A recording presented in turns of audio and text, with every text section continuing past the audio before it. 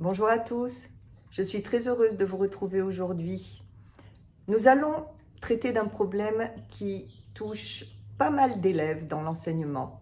Ce problème, si problème il y a, car pour moi il n'y en a pas beaucoup finalement, c'est celui des élèves qui sont agités en cours. J'utilise un doux euphémisme parce que maintenant nous avons des spécialistes qui les mettent dans des cases de TDA, TDAH, TD, etc.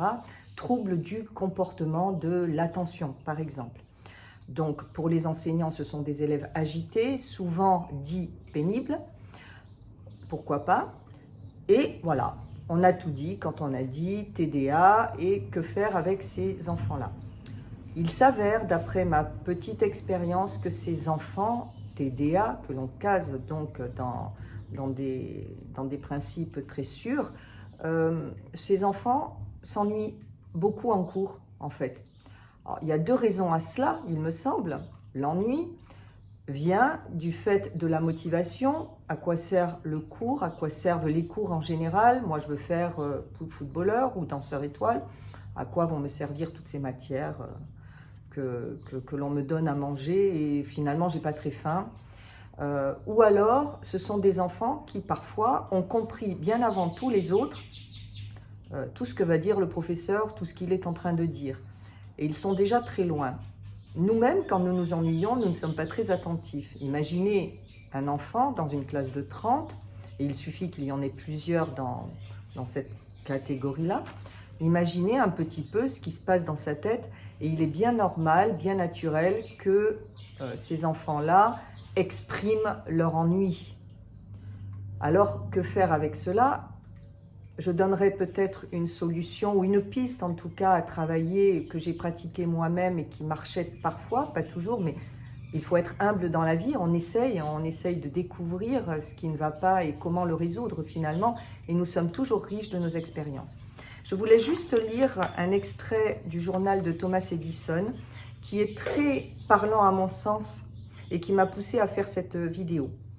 Un jour, un enfant rentre de l'école avec une lettre pour sa mère. Il lui dit « Mon instituteur a demandé que je te donne la lettre, à toi, uniquement à toi. » Sa mère ouvre alors la lettre, la lit silencieusement, puis déborde de larmes.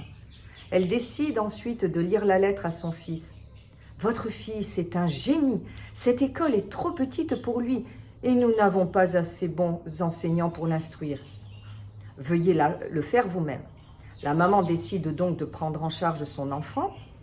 Entre-temps, son fils devient un scientifique de renom. Il invente l'ampoule électrique, le télégraphe, le phonographe, la centrale électrique, la caméra.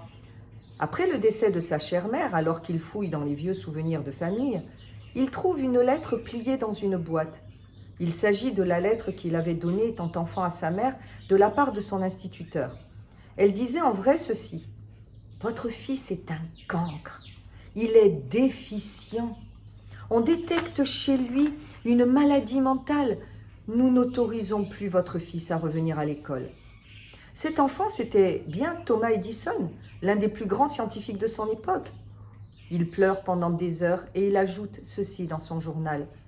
Thomas Edison était un enfant nul et déficient qui, grâce à une mère héroïque, est devenu le génie du siècle.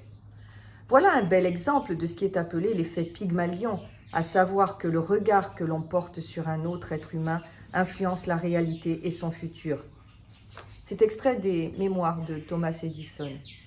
Voilà ce en quoi j'ai toujours cru. Le regard que l'on porte sur l'autre peut le transformer. Alors pour cela, peut-être qu'il suffit de demander à l'enfant d'écrire, quand il est dans une période de grande agitation, d'écrire ce qu'il ressent, même si c'est au milieu des 30 autres élèves.